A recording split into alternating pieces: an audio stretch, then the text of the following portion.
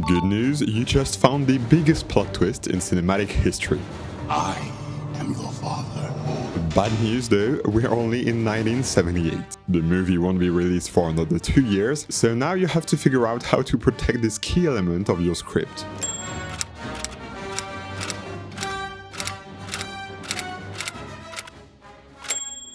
As soon as he wrote that line, Lucas understood it had to be carefully hidden. When his assistant Jane Bay typed the script on her typewriter, he already decides not to include this sentence. In fact, it is that modified script that he sends to his long-serving ally at Fox Studios. Yup, trust was something pretty rare in Hollywood. The only person he shares the secret with is his producer and longtime friend, Gary Kurtz.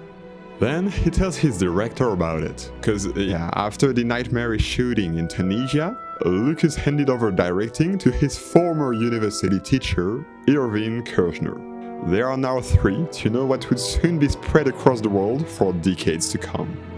For the shooting, those 3 set up a strategy to hide the secret scenes.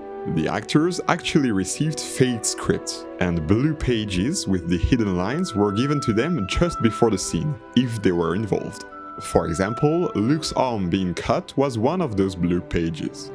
But despite all this, some details still leaked to the media, so Lucasfilm conducted an internal investigation to track the source. Wanna know how they did it? Each actor was actually given a script with a unique number, so any false information could be traced back. Yeah, it went quite far, and here's the result. 1 for Carey, 1 for Harrison, and an incredible 9 for David Prowse. You don't know who that is? I find your lack of faith disturbing. Lord Vader himself. He was actually well known by the production for being way too chatty with the press. So you understand why on June 22nd, 1979, the day the famous line was recorded, he better not be aware of the big secret. Actually, no one was, until minutes before the scene, when Lucas and director Kershner took Mark Hamill aside. But this was not in the script. There was a false page inserted. I met with Mark and said, you know that Darth Vader's your father. What? And we're going to do the scene. And Darth Vader will be saying stuff that doesn't count. Forget it. Use your own rhythm compared to what he's doing. The circle widens as Hamill reacts to what will only later be said by Darth Vader's late dubbing actor, James Earl Jones, who couldn't believe it reading his lines. When I first saw the dialogue that said, Luke, I am your father, I said to myself, he's lying. I wonder how they're gonna play that lie out. Between the shooting and the release, this is where the fun begins. Despite all the precautions, some rumors start surfacing in the press. So the licensing department comes up with an idea. Confuse the issue. They go for an interview with the famous sci-fi magazine Starlog, which publishes an article mixing true and false trivia. Listen up, there's some funny ones. Ben will be back in the movie, kinda true. Luke dies, completely made up. Leia and Luke end up together. Vader will be seen unmasked, a real one. And my favorite, Han fights Vader and the two merge into a single entity so that Luke has to kill Han to defeat Vader.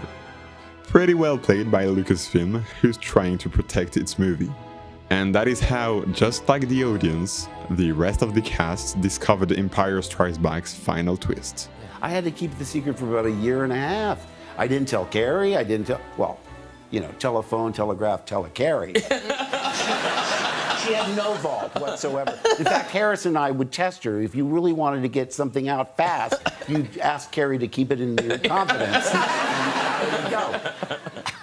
So at the screening, when that happened, Harrison turned to me and said, "Hey, kid, you didn't fucking tell me that."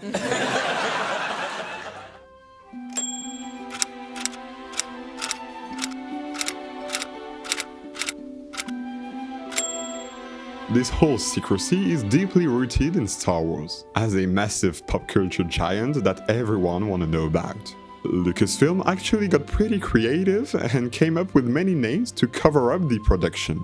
Chapter 2 Company for Empire Strikes Back, Purple Haze for the sequel to the big hit American Graffiti, and even codenames for the company's workspaces. Yeah, wouldn't it be clever to put on display that this is where the next Star Wars movies are being made? And by the way, production even warned employees that people were digging out their trash cans. For example, here's what a collector found before ILM locked their dumpsters. Early drafts from artist Ralph McQuarrie, certified as authentic only 37 years later. What a story. Lucasfilm's offices were then called the Egg Company, since the previous owner was an egg producer, and as for ILM, the VFX studio, it would be Kerner Optical Company, named after the boulevard they were located on.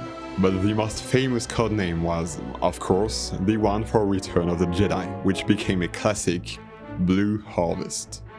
They even gave aliases to the main cast on daily shooting call sheets.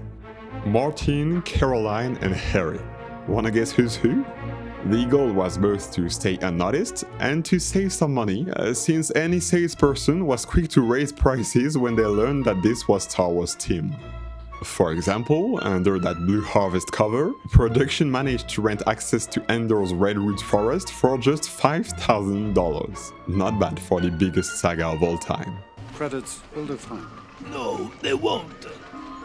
Credits will do fine. It was called Blue Harvest, and the subline behind it was horror beyond imagination. The idea behind it was to come up with a title that would instill absolutely no interest whatsoever in what you were doing. It was like, well, what is Blue Harvest? It's like, well, who cares? It worked until Han and Luke and Leia showed up to come to work. And everybody went, oh, I guess this really isn't horror beyond imagination. I guess this is really the next Star Wars movie. So where did this name come from?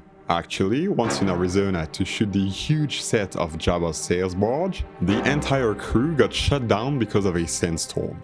To kill time, Lucas and his director imagined a horror movie where Carrie Fisher would be hunted in the desert by beasts and dune buggies on the movie set. Alright, let's talk a bit about this Arizona shoot. Production went wild, with fences all around the set, security guards and watchdogs on duty 24/7. You think they went too far?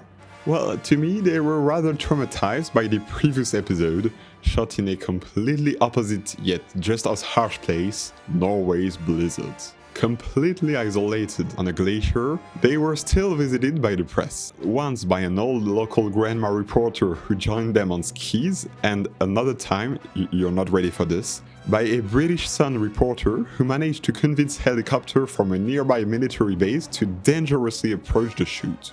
Whatever, after all, this was the sequel to the biggest success of all time. Don't worry about Master Luke. I'm sure he'll be all right.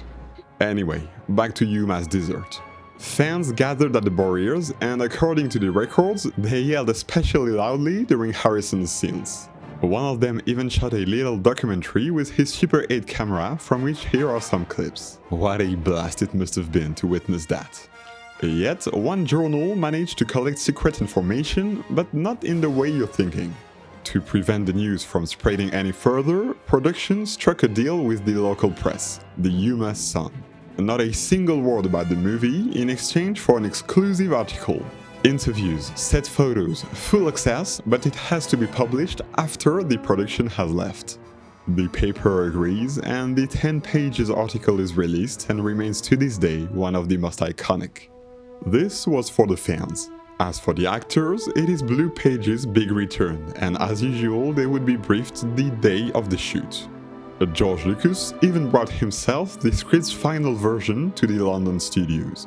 Perhaps the most secret plot point of episode 6 was the moment we see Vader's real face.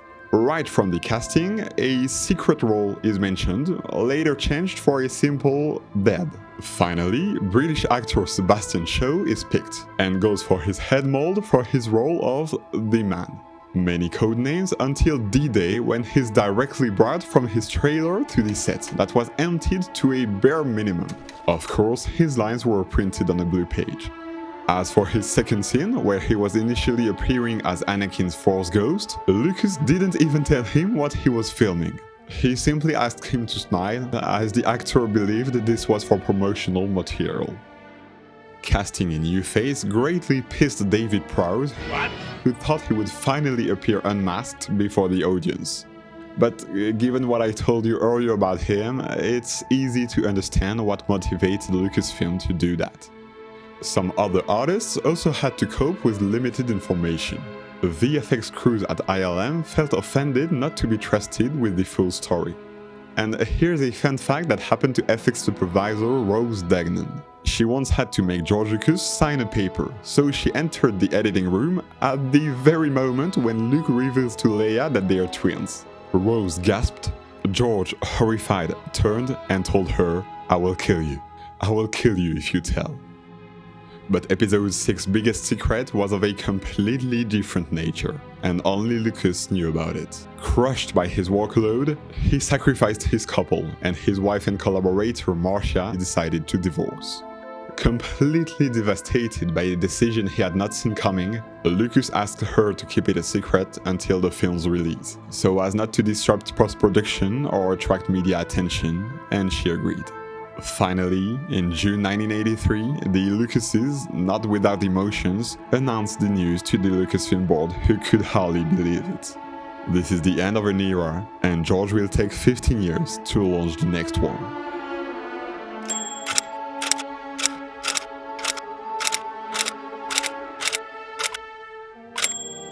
Right, all these efforts during the 80s, code names, cover stories, precautions on sets. With all this, what did Lucasfilm come up with for Star Wars' great comeback 20 years later?